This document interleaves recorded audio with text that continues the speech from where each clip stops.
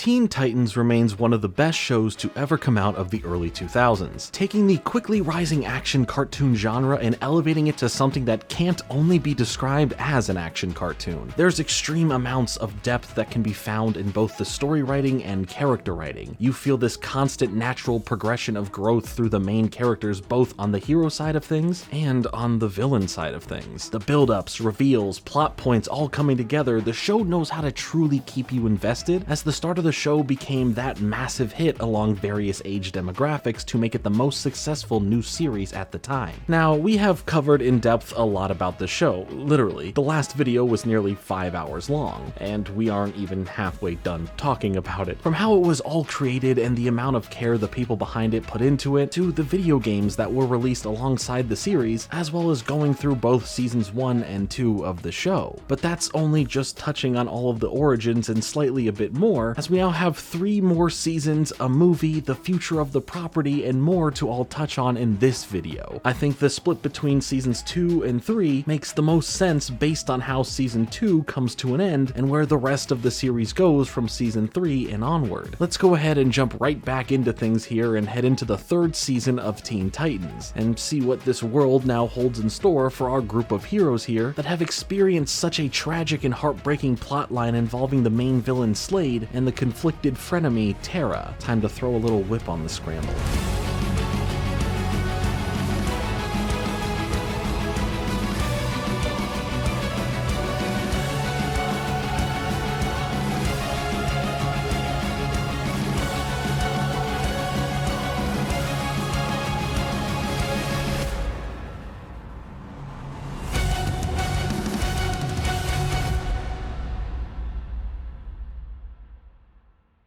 Correct. Moving on. Kicking off season 3 of Teen Titans, we have the episode titled Deception, as we get the reintroduction of the Hive Academy, the villainous students we've met briefly before, and the new headmaster in charge, giving us a solid lead into where we're gonna go from here in the series after the events of season 2's ending. When I ended the last video, and like I just stated a moment ago, I mentioned that the split between season 2 and 3 felt like that midway point of the show, closing off a major chapter before expanding into new territories, new setups, and more for the rest of the series. One way to feel that sentiment right from the jump is how the episode opens, seeing the evil trio of Gizmo, Jinx, and Mammoth being up to, well, evil, as the Titans show up right on schedule to have a battle with them. But their entrance moment, the main shot of them all appearing there, as if this was their reintroduction to who they are, this strong group of superheroes showing up when evil creeps up, just feels so welcoming to see. They all have been through a lot. They are no longer the same as they once were in the 1st or 2nd season of the show. They still have a lot of growing to do, many tough challenges to face ahead of them, but they are much further into their journeys than ever before, and have that more established feeling as a crime-fighting group than ever. There's really just something about it that feels so exciting to see. This opening battle wastes no time to let us in on what's going on. Aside from giving us a fun look at the Titans as well as the Hive students' powers and abilities going back and forth at one another, we hear some exposition that there is in fact a new headmaster of the academy, and that yes, he is up to something. Who would have guessed? The altercation here is taking place at a bank as the 3 Hive students here are trying to rob it, and the Titans want to know why they would be tasked with doing these robberies. What is the purpose? What's the overall plan? How deep does it go? Robin wants to know, but he's not going to go fully obsessed with the whole thing like he did with Slade and infiltrate the organization himself without telling the others, causing a major rift in the relationship between him and the others. Instead, they are going to plan an infiltration together, and instead of Robin doing so, they are going to send in Cyborg for the mission. First, before the encounter is over, the Hive 3 aren't easily winning as they did in the first appearance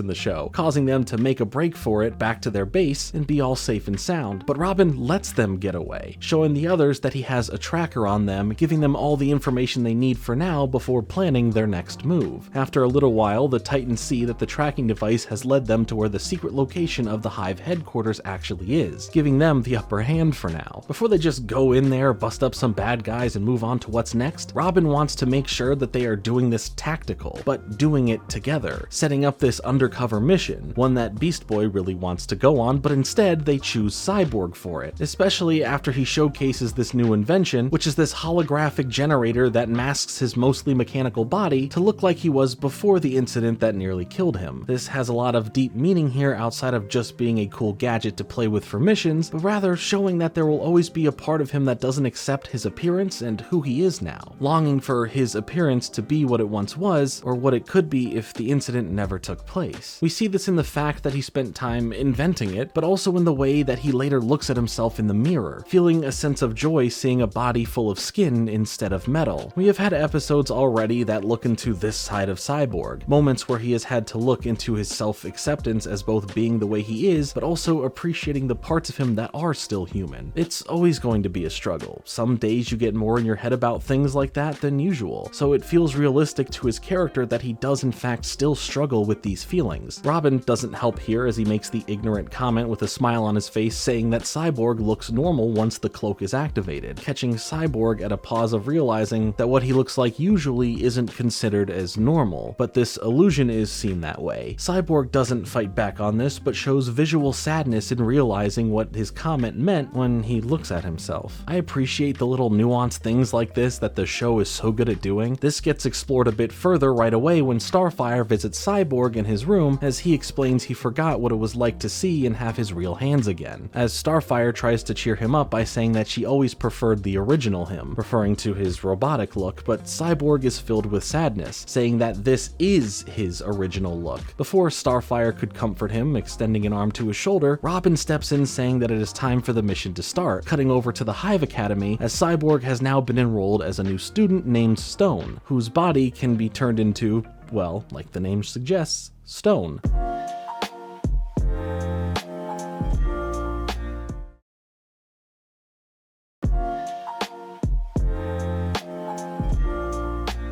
Also, Cyborg's real name is actually Victor Stone, so it's also a little deeper than just a name. It's him having a chance to embrace who he used to be just a little bit, so I like that detail. But right away, we get to see Cyborg show off his undercover powers as he immediately gets hazed by Gizmo, Jinx, and Mammoth in the lunchroom, when he is sitting there at a table where Jinx has some feeling of recognizing him, claiming he looks familiar, while Mammoth steals and eats his food, and Gizmo launches him with a boxing glove device across the room, while all of the other students laugh, causing Cyborg to now have to stand up for himself and show off his powers, and hopefully earn some respect and acceptance here. He hits his fists together, triggering the cloak to make his body look completely made of stone, then destroying their lunch table and saying I guess they need to find a new one now anyway if he can't sit there with them. This showcase of power works well, impressing the three of them as they look forward to seeing what else he can do when it comes to the other classes, not just a lunchtime brawl. In combat class, we get to see more of what we saw in the first appearance of the Hive students when they were trying to impress Slade, showcasing the three of them dealing with robots, weapons, and more within a yellow hexagonal battlefield, which is nicely on brand. Where here now, the three of them get to show how good they still are at this, while Cyborg is just kind of thrown into things with no training to see what he can do. Cyborg, as Stone, is struggling against a horde of robots as the other three have cleared their objectives, causing Gizmo and Mammoth to laugh at this, but Jinx stops them, saying to be cool, the headmaster is watching, as we see up above the arena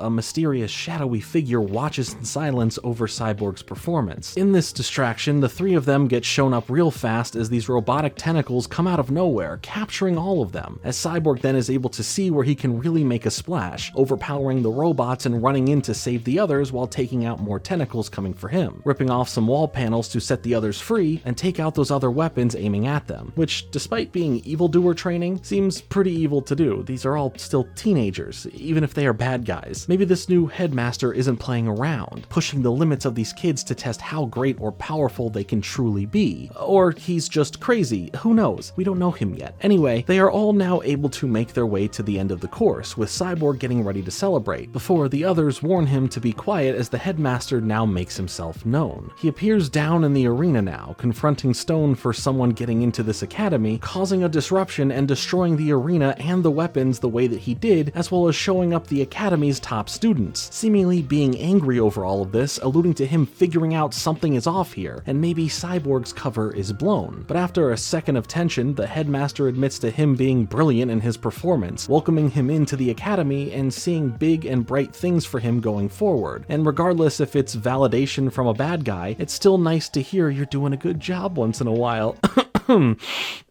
Anyway, the headmaster introduces himself under the name of Brother Blood, a character that is from the Rogues Gallery of Teen Titans, coming from the comics and being introduced in the new Teen Titans series with the character Sebastian Blood VIII. I do think this character's backstory in the comics is pretty cool, having a lineage where he is the eighth in a line of Sebastian Bloods to take on the title of Brother Blood, with this dating back centuries to the original Sebastian Blood getting the superhuman powers he had from Jesus' Shaw. But for any further Sebastian Bloods to take over the mantle of Brother Blood, they must kill their own father to do so, making it a staple of the family to always usurp the role. Now, that's just how we see it in the comics, the same comics that the Teen Titans show is taking most of its inspiration from, but there are still similarities while still establishing something entirely new for the show. We briefly mentioned in the video game segment in the last video that Brother Blood was a main villain within the Game Boy game, so his presence here within Season 3 is to be built up as this character on a level of Slade, but not 100%, not just quite like Slade. In fact, he was meant to be the anti-Slade as stated by David Slack, as this quote can be found on titanstower.com, saying that we tried to make him the anti-Slade. Where Slade hides in the shadows, Brother Blood loves the spotlight. If you also watch the behind the scenes video where the creators talk about the characters from the show, we hear them all discuss him as this character that loves who he is, what he can do, and is very well stacked in their abilities. We can assume, based on his ability of persuasion, not just being a cute term for his gift of gab, but his actual powers that can persuade others to do his bidding, that he took control of the Hive Academy, much like how the mantle of Brother Blood is forcefully taken in his comic origins. He usurped the role of headmaster probably by force, enjoying the control he has over the villain youth to run them all his way in a cult-like manner. I think it's pretty cool what's left on the table to assume and try to understand for yourself based on the little information given. But before I get more into Brother Blood as a character in the show here, we need to see how the rest of the episode plays out before I continue what I need to say here. We immediately get to see how hard he truly is on his students when they don't reach the levels of success he pushes them to, yelling and threatening the other three after he complimented Cyborg. We see that his eyes glow red as the others then listen to his words and respond to him as their eyes glow red for a second as well, showing off the power that he has to manipulate anyone around him. But going further, his evil, threatening manner turns back into a fun bit of empowerment, announcing to all of the students that soon the major class project, I say that in air quotes, that they have all been working on will soon be shown off, and whatever it is will be big, evil, and apparently make anyone who is against them feel scared and powerless. Yeah, we shall see about that. We do get to see the red-eye glowing thingy happen again from Brother Blood, but this time all of the students are affected by it, cheering at the sounds of seeing whatever this class project is can do. Back at the Titans Tower, the rest of the group wait for any sort of information from Cyborg, not having had any communication from him yet, as Beast Boy plays around with this decoy stand-in cyborg that Cyborg had built that is there in his absence. Eventually, Cyborg does report in, informing them of the ranks that he is climbing within the academy to become a top student there. As Cyborg sneaks around the halls and informs the Titans of the secret class project, he bumps into Gizmo, Jinx, and Mammoth, thinking that his cover may be blown, or maybe that they're all just mad that thanks to him and his show-offy ways, they were the ones who got in trouble with Brother Blood. But no, it's neither of that. It instead is a forced initiation ritual for being new at the academy, being made to wear a dress, eat a unicycle, and carry around Jinx's school books, although that one may be for another reason between those two. So it does seem, aside from the humiliation, that he is being accepted by the others to be one of them. After this, the school life continues, seeing Brother Blood looking over Cyborg's performance, seeing that in the gym, Cyborg's strength is incredible, having the weight of what he is lifting maximized to see just how incredible he is, which still seemed like no problem for him, unlike that one episode where he couldn't push himself and it all collapsed on him. We see that this frenemy relationship with the Hive 3 is growing too, spending lunch with them as the three await Gizmo's hidden explosive in Cyborg's mashed potatoes to go off, but Cyborg does notice it, flicking it into Gizmo's potatoes without him knowing, as Jinx and Mammoth both laugh to themselves, but quietly wait to see Gizmo now be the one to get got. And he does, causing Cyborg to laugh along with Jinx and Mammoth, and I just like this little moment because, you know, deep down, Cyborg really enjoy doing that to Gizmo specifically for the fact as Cyborg, and not as Stone, hates him for all that he has done to him. Stealing his arm, stealing his car, sticking him to a magnet at the start of the episode. Getting Gizmo back,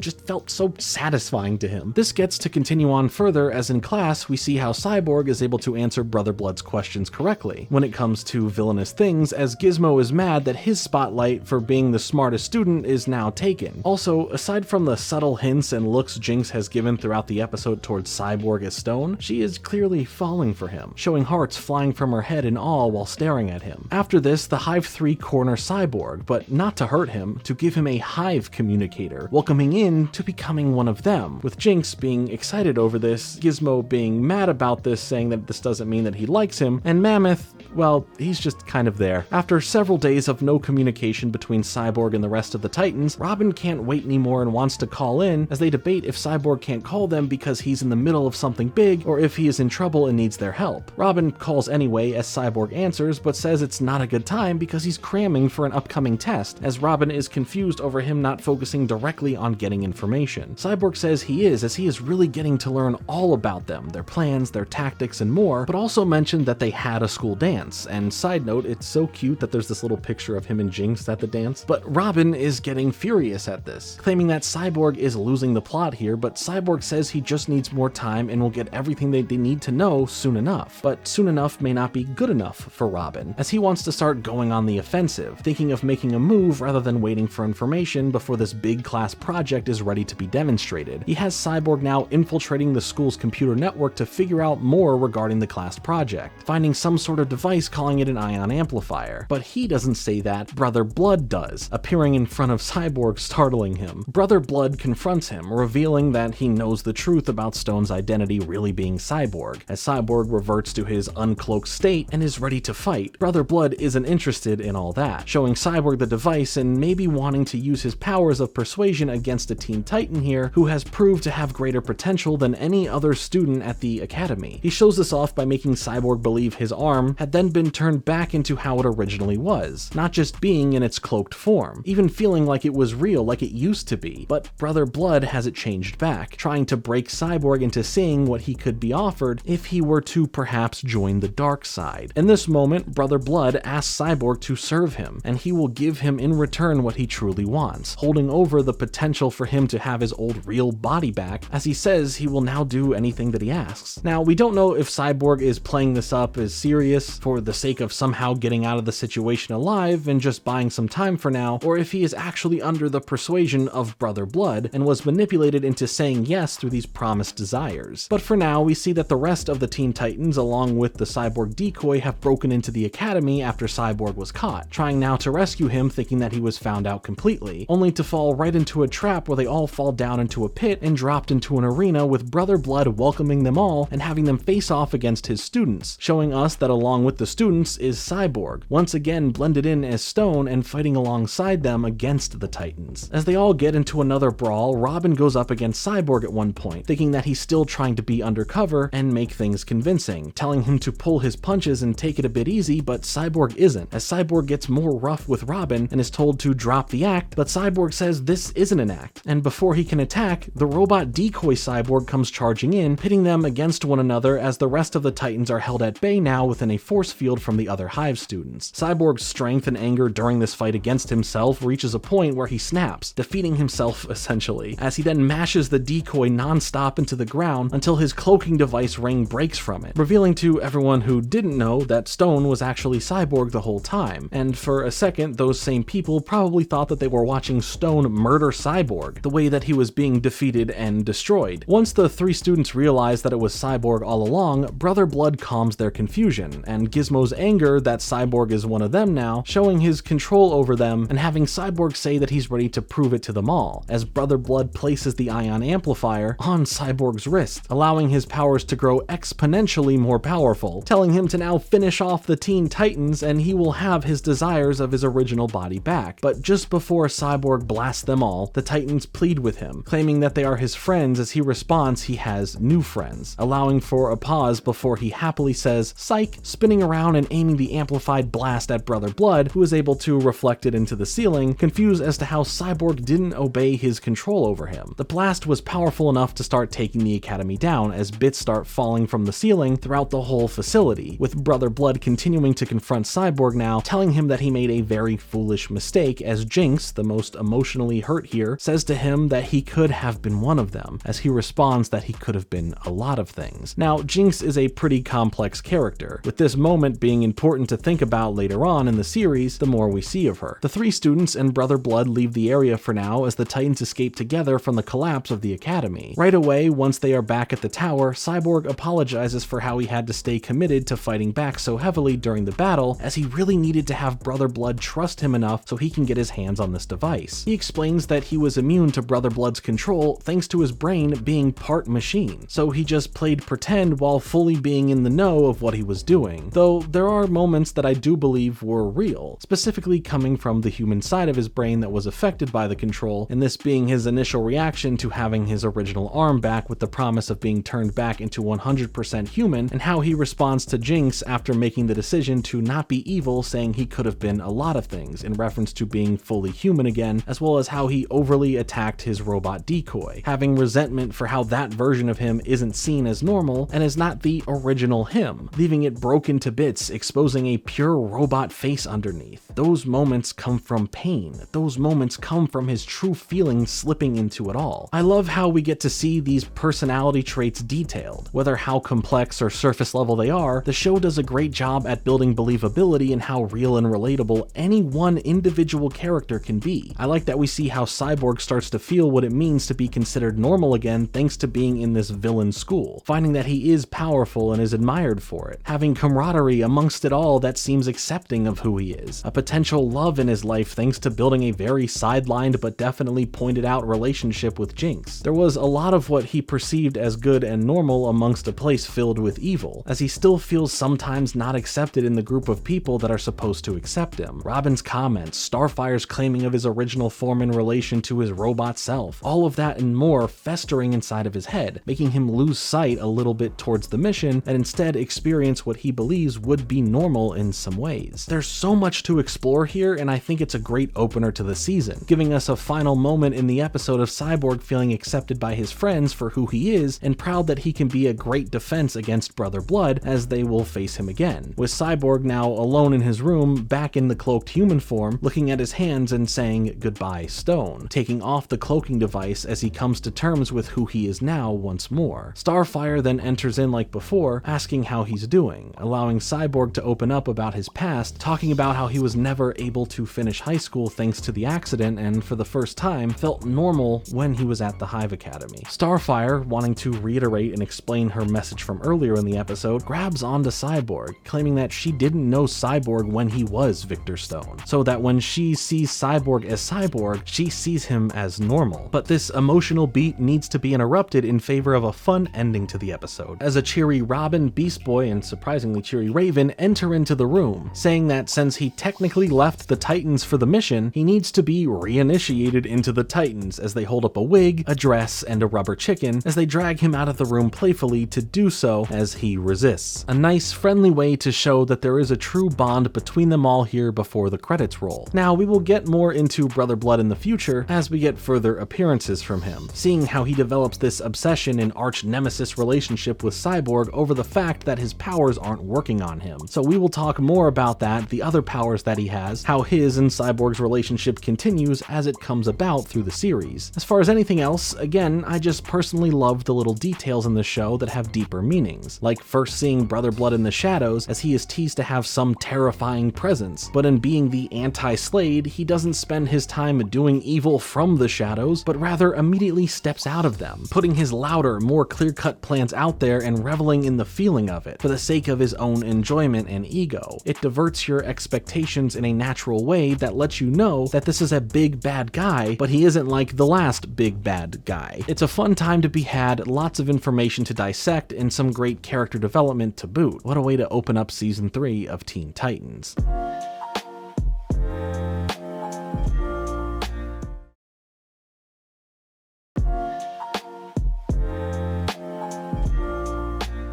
she said. Our next episode, titled X, brings back something from early on in the show's life from season 1, gives it new life going forward, and opened one of the coolest mysteries about the show in general. The start of the episode really likes to play with your perception with what's happening based on prior knowledge of what Robin had done before, as we hear a narration of him saying there is good and there is evil, there are those who commit crimes and those who stop them. The two sides are opposite, as different as day and night, and the line between them is clear, or at least it's supposed to be. All of this is backed by the visuals of the Titans chasing a mysterious villain, only for the villain to be revealed as Red X, the villain alter ego Robin once took up to try and trick Slade while not telling the others what he was secretly doing, causing many problems between Robin and the group that still in some ways, when it comes to trust, are still there. But now I am sure running into Red X and Robin being there with the Titans chasing him is very confusing, to the viewer, to the Titans themselves, and especially Robin, unless he's a hologram again like that one time in the original Red X episode. But no, that's the real Robin, and Red X is now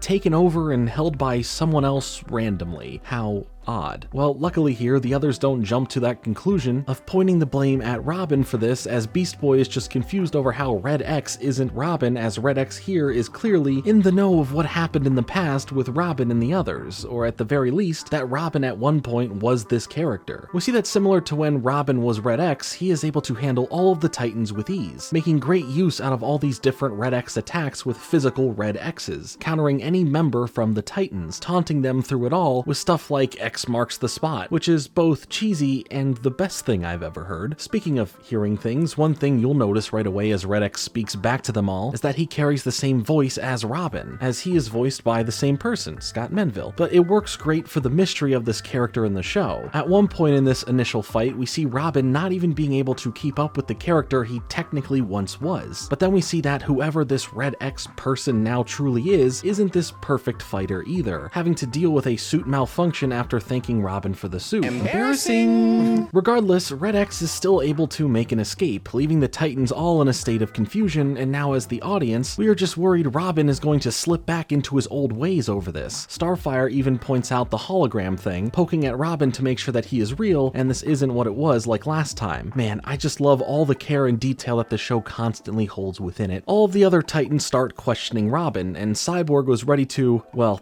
let's not go there, shall we? Either way, I just love how this is handled by all of them in this moment towards Robin, as he is out there fighting for his life over the Red X allegations. He pleads that this isn't him, going as far as to say that Red X was a mistake, one that he refuses to repeat and regrets ever doing, seeing the shame he still carries from back when it originally happened and how it pulled apart his relationship to the rest of the team. We get a continued narration by Robin, saying he's supposed to be one of the good guys, to always do the right thing. The line is supposed to be clear, but for me back then, it wasn't. Now, as he continues talking, it becomes a reflection and recap of what happened earlier in the series, looking back to when and why Robin became Red X, acting as a bit of exposition dumping and a bit of a catching up to speed for those who hadn't seen the episode or don't remember it from when it came out. It's definitely easier to watch this whole thing marathoning through the series because everything is just constantly back to back rather than having to remember something in the show that happened years ago. Thank you, Teen Titans Blu-ray set. You literally changed my life. I am literally just the Teen Titans Complete Series Blu-ray set. But what I do want to point out with this moment as we look back at what we've seen before is I love that for those who do know and remember all of this, that it plays out as a look back with Robin to this time, getting a better look into his mind as he elaborates on how he feels about everything from that time, claiming it to be something he knew was too close to crossing the line, something he fears ever getting too close to again for the sake of doing what's right, for the sake of his friends, and for the sake of his own life. He locked this part of him away, hiding this pain and wanting to move forward, but now having to face that reality with his demons coming back out to play from his past, potentially giving him a chance to truly grow from it all as he looks inward to move forward in the right ways. Robin vows that he has to stop whoever has assumed the mantle of Red X, and whoever has stolen the suit is now his responsibility. All the other Titans start becoming like all the fans of the show who really wanted to figure out who Red X was, something we shall really get into later on, but I just love seeing the group try and put any any ideas together that they can, like Beast Boy having a chart that, aside from thinking Robin may be a part of the Super Robot Monkey Team Hyperforce Go gang, which is extra funny as Greg Sipes, the voice actor for Beast Boy, also voiced the main human character from that show. I do have a video on that cartoon as well, because of course I do. Feel free to check that video out if you want. Man, did I just go so far off in a tangent I forgot the aside from part I started with?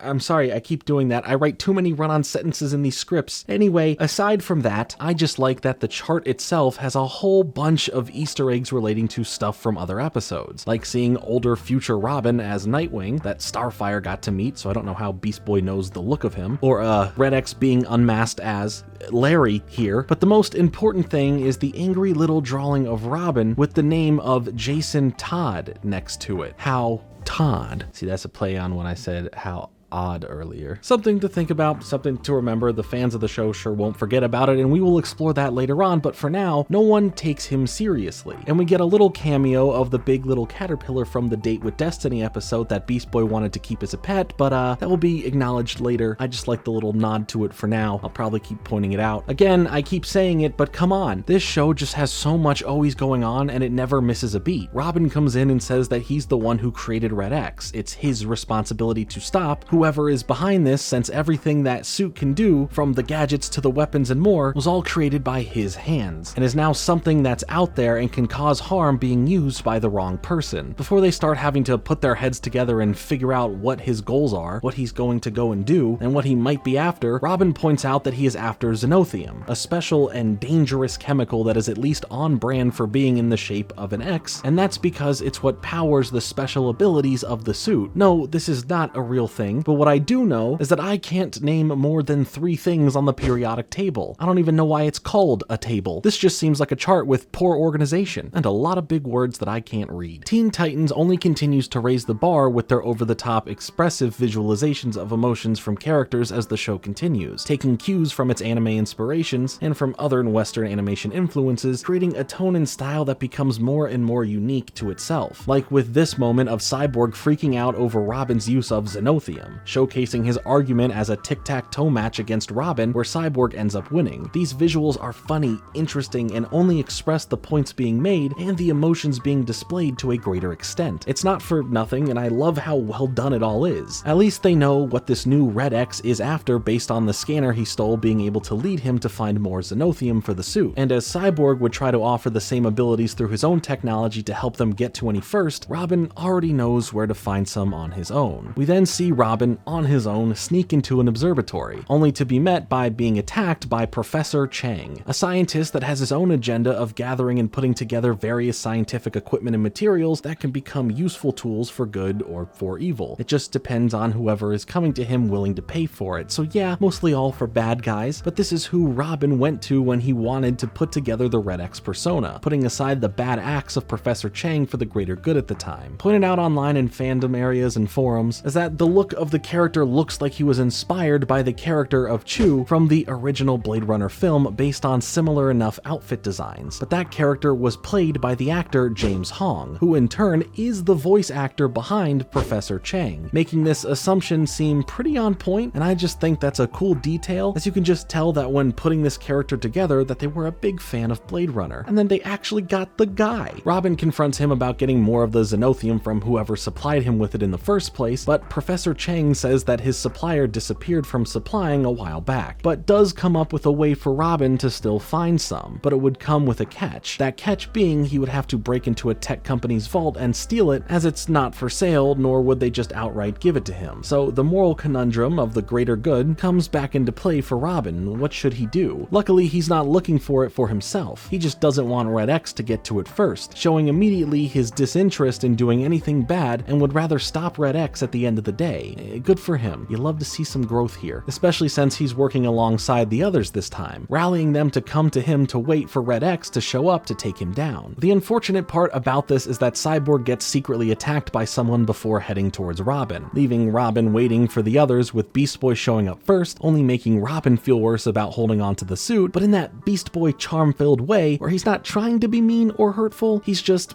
well, he's just Beast Boy. Robin pulls himself from retaliating with mean words or letting it get to him. You can see this visibly with his body language when listening to Beast Boy, but then he calmly explains why he couldn't destroy the suit, claiming that the core, thanks to the Xenothium, is too dangerous for that, and he thought locking it away would be enough. Starfire and Raven show up together shortly after and have no updates regarding any visuals on Red X, and also are worried that Cyborg hasn't shown up and isn't responding to them. Robin fears the worst, thinking that Red X must have gone and hurt Cyborg, holding that to his responsibility and own fault for all of this to have happened in the first place, only blaming himself for anything that happens to any of them and any greater evil doings beyond that. Starfire tries to reassure him that those feelings aren't fair for him to carry, as he is not the mistakes of his past, telling him that he is no longer the one inside of the suit. And right on cue, the new Red X shows up, claiming that he's happy that he's now the one in the suit, saying it looks much better on him. Ah, that's such a good, cheesy, perfectly timed line to say. You gotta love it. After a quick battle on the roof, Red X is able to take out all four of them for a moment, as he then jumps down into the building heading towards the vault, as the Titans now follow in pursuit. Robin has the team split up, but does mention that he doesn't want anyone else getting hurt, but the mistake of splitting up here just might lead to that. We first see Raven get attacked by a mysterious figure who glues her to the wall with what I'll pretend is ketchup. Then we see Beast Boy get attacked and captured, and finally we see Starfire get approached from behind and then splashed with water. It's kind of hard to really tell what happened here to get her too, but regardless, it's all up to Robin now, who continues searching for Red X, making his way to the vault only to be distracted by Starfire's screams from back the way they came. As he turns back to go see what's happening, we get another really cool shot akin to Slade appearing behind Beast Boy in the last season. As Robin turns around for a quick shot, we see Red X there without Robin's knowledge, just chilling against the vault doors, acting all cocky and cool. It's a great shot, and I love how well executed it is for a quiet shock to the viewer. Red X then approaches Robin, antagonizing him to fight him, trying to get him to become emotional here, as we've seen where that has led him before. I really just want to bring up the dialogue again here coming from Red X. I mean, I really think he has some incredible joking lines told with such a serious but somewhat filled with sass voice, as here he's all like, what, don't you want to play? I mean, after all, these are all your toys, as he teases and uses against Robin his own gadgets that he once made for that persona. It's great. This leads their fight to continue down into the vault, almost as if Red X is toying with him and trying to entice him down there. He messes with Robin more as a way to get him to trip the security systems and get attacked by them, as he now sneaks by to get to the end goal of getting the Xenothium, grabbing the vial of it and gloating that he loves when the good guy wins, showing how he views himself in general, while having a fun joke, but all in the coolest way possible. Robin breaks into that final room using the laser attack system he had to deal with as his own laser cutter now. Come on, that's just freaking awesome. And Robin fights back on what Red X was saying by saying he's not going to win here and runs in to continue the fight between them. Red X addresses him further as Kid and thinks that he is taking life too seriously, which is just kind of a running joke about Robin in general, but it's just giving us more perspective to think about for this character as the fight continues to get fast and fierce between the two of them. But then we start getting some answers as Robin questions why this person stole the suit, as Red X claims that he just wants it for the sake of doing whatever he wants, not for the sake of evil like Robin had worried about. He's basically an anti-hero, a character who is not a bad guy seeking pure evil, but who's also not a good guy trying to do what's right or save the day or bring justice down on the evildoers out there. It's all about what's in it for him. He claims to just be a thief, with Robin claiming that he's not like the other strictly evil-only bad guys. He's just a selfish person. Ouch, Robin, you really got him there. Anti-heroes always seem to have this comedic aspect about them, and that's no different here. Red X is a bit playful with his words and gestures, but he's serious about how he handles business. He threatens to set off the power core with the Xenothium if Robin doesn't back off from this fight, and that power core going off would be catastrophic, and Robin wouldn't want that on his conscience, but makes note that Red X doesn't want the consequences from that either, as it would take his life along with it all. But before anything more happens, the mysterious figures from earlier that attacked the rest of the Titans come running in, attacking both of them as they now steal every bit of Xenothium from the vault. To be fair, Red X was only trying to take a little bit in comparison to all the rest that was there, so I guess he's not the worst, you know? Anyway, a transmission is brought in front of Robin with none other than Professor Chang on it, the person who filled him in on where he could find the Xenothium in the first place, using the battle between Robin and Red X as his own personal escort through the facility and vault without the hard and complicated work to get to it. He's tired of just being this middleman character that just wants to make a quick buck off of others, and fully dive deep into the world of evil himself, powering up one of his canon devices with Xenothium. On top of this, he shows Robin that he had in fact captured all of the other Titans Titans and is holding them captive, and hey, good for Professor Chang. If he wants to be the bad boy as he claims, he's doing everything right. Trick the good guy into helping his evil plans, check. Capture a bunch of his good friends and hold them captive, check. Construct a powerful weapon that can cause mass destruction powered by an unstable material, check. Congrats, Professor Chang, you're a certified bad guy. He also threatens Robin, much like Red X just did, to stay away or else, in this case, the other Titans will be the first victims of this weapon. In the meantime, while still in the vault, Red X eventually wakes up from being knocked out, only to be trapped by Robin within a holding cell in the vault as Robin tries to strike some emotional chord with him, explaining that Professor Chang has enough xenothium to destroy the whole city. He tries to get Red X to switch his perspective and help out here for the greater good and look beyond himself for once. But Red X says that he, much like some others out there, don't like to play the hero, with Robin now leaving and saying that he'll be back to take him in after dealing with the more important problem here. This moment leaves Red X alone to reflect on things silently, where you can see some form of thought happening. Back with Professor Chang, he ends up falling more into his villainous role, reveling in the evil and harm he is going to cause while thinking Robin won't stop him, with so many lives, both his friends and the rest of the people in the city, at risk. Starfire has been going back and forth with him, but going back to the risk comment specifically, she retorts by saying that Professor Chang doesn't understand the risks that Robin would take. Now, I'll give her the benefit of the doubt, as she probably meant this in the way of Robin never giving up and finding a way to save the day, and more so risking his life more than anything. But based on that comment of the whole city being at stake, along with her and the rest of the Titans' lives, it sounds like it's both a slight at Robin's past recklessness of not considering or worrying about the risks, and also how he has hurt his friends in the past with stuff like being Red X or forcefully being Slade's apprentice. Either way, the risk here is high, and I am sure it's not that deep. But I thought it was just funny how it was worded, especially coming from a character who is not from this planet and who constantly gets some sayings or sentiments wrong. As Professor Chang gets ready to fire the cannon, Robin comes swinging in, knocking him back and messing up the aim of the cannon as it fires off, saving the city overall, but at the cost of the top of the Titan's tower being destroyed, only causing Robin to get way more mad. As Robin takes out all of the ketchup slingers here, Professor Chang starts going willy-nilly with the cannon, firing shots at Robin, leading to the observatory to take most of the damage, leaving Robin in a no-win situation, hanging on for his life while Professor Chang offers a choice of either Robin or his friends getting blasted by the cannon first. But before anything could happen, Red X comes swooping in to stop Professor Chang from hurting them and saving Robin from the situation. With Robin happy to see Red X here, he recalls how Red X said that he doesn't want to play the hero, with Red X responding saying that it doesn't mean he doesn't know how, at least building upon just how interesting of a character he truly is within the show. As the two of them work together to take down the rest of the henchmen, Professor Chang's anger at being stopped has him slamming the controls of his cannon, causing it to go haywire, firing off uncontrollably, completely cutting the observatory and part of the mountainside in half as Robin goes in to fully take down Professor Chang. Red X mentions that he can now at least grab the xenothium that he needed in the first place, as Robin, along with the rest of the Titans who are now free, make note that what he did was a good thing here, but it doesn't give him a pass to still get what he wanted this whole time. Red X shows them that he at the very least has one vial of xenothium, and it will be good enough for quite some time before needing more. But Robin pulls a fast one, showing that it won't do him any good if he doesn't have his belt, as Robin had somehow got his hands on it amidst everything going on, surprising Red X as he's just impressed with Robin here. He then slams down the vial, causing a mini explosion as he falls backwards down the mountain, disappearing for now until he shows up again. As we cut to a sequence of wrap-ups for the episode with Professor Chang being arrested and the others searching for Red X as we see him escaping on further. Robin narrates again, saying there is good and there is evil, but the line between them can be almost impossible to find. Does one good deed make him a hero? Am I to blame for all of it because of a single mistake? In the end, all I know is that the answers don't come easy. It's supposed to be simple, but it's not. Closing the episode from there as Robin locks away the Red X belt once more and ponders these thoughts into the moonlight as the Titan's tower is getting repaired. For Robin, this episode offers a lot for him to think about and grow from. It's like Robin having to face himself, face his past, face a version of him that he could have become, or having to challenge his perception of what good and evil are, realizing that it's not so black and white. It's not just as simple as it should seem on paper, as we end the episode with a Robin who is very secure in who he is right now as a leader of the Teen Titans, knowing what truly being good means, but now sees the world of good guys and bad guys a bit more differently, having conflicting thoughts about how to view someone like Red X, along with not being sure if he should bear the blame or not of creating the persona in general. It's pretty cool to see just how deeply this all affects him and how the show communicates that to the audience. I just love how much of a mystery the identity of Red X had become come for this moment, allowing fans to speak on and discuss this for years, as so many people have heard different theories, but I want to speak on this way further on in the video and at a better time, so for now, let's just leave it at what it is from this episode, something interesting and fun to think about and see play out. This episode is excellent, it sets up a great new mysterious character, and it gives us some real points on self-reflection for Robin.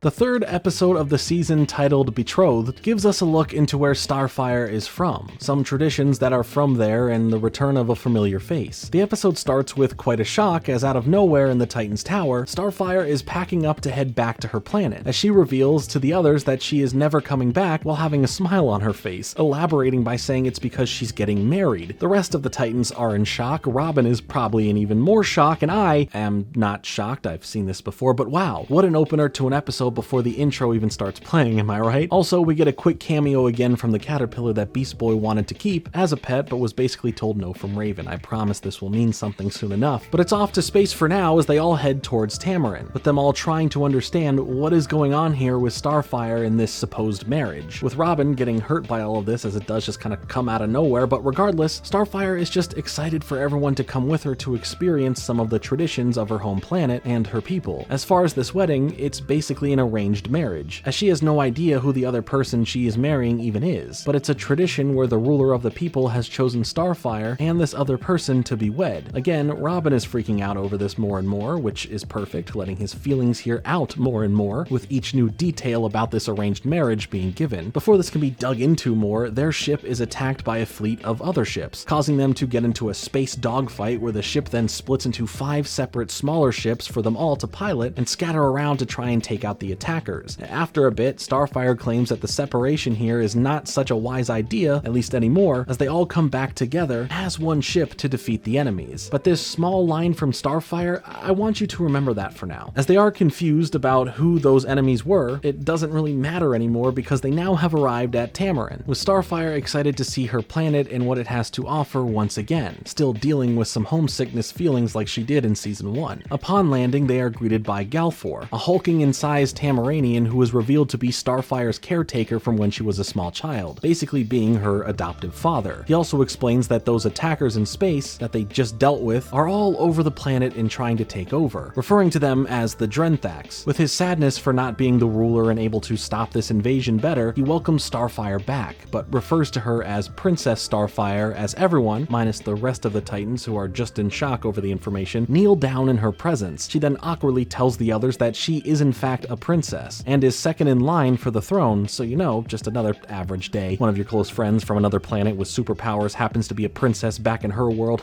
Typical Thursdays. I think it's really fun to see and learn about Starfire's way of life on this planet, seeing Norse, and inside of that, Viking influence within the designs and customs. It's all just really cool. We still see Robin trying to express his sadness and seeing her go, getting those feelings interrupted by her guards and the most savage feast I've ever seen. But then we get the big reveal. The ruler of the planet comes to greet everyone, as then her sister Blackfire appears, now assuming the role of ruler, asking if Starfire is surprised to see her, especially since last time, well, she was doing some bad things and got arrested. She explains that after that moment, she eventually broke free and returned here to forcefully take over as ruler. She technically is, or was, first in line over Starfire anyway, but she decided to take her place on the throne earlier than expected. But before this becomes a battle of sisters again, she presents Starfire with who her husband is going to be. The ruler of, no, not this guy, the ruler of the Drenthax, this guy, this blah, look, I'm not saying his name, you try pronouncing this. So yeah, this arranged marriage is for the benefit of creating peace between their planets. Starfire is horrified at this. Robin is literally on fire over it, somewhat like Starfire was over Robin having to go on that date with Kitty in the other season, and Raven, well, her sarcastic side comments have become a lot more of a thing this season, allowing her character to show a little bit more fun from her end of things without always having to be dark and gloomy, with her comment here being, "He's cute," in a very sarcastic and concerned way. Blackfire presents this all in a very supportive way of saving their planet, making this marriage deal happen so that the conflict and takeover of their planet doesn't happen, essentially forcing Starfire to say yes if she wants to proactively save their planet. Starfire reluctantly changes her response, trying to bite through the pain of forcefully having to do this, but it's